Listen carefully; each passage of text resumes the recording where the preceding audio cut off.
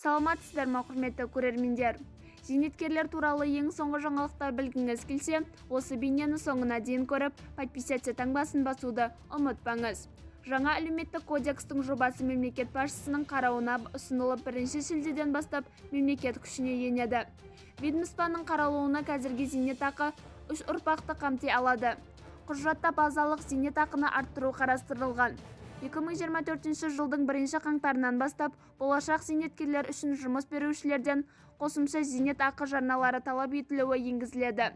1998 жылға дейін 1998 жылдан кейін зейнетақыға шыққан зейнеткерлер зейнетақысының негізгі бөлігін мемлекеттен, ал болашақ зейнеткерлер жинақтаушы зейнетақыдан алатын болады, дейді еңбек және халықты әлеуметтік қорғау министрі міндетін атқарушысы Назгүл Сағындиқова.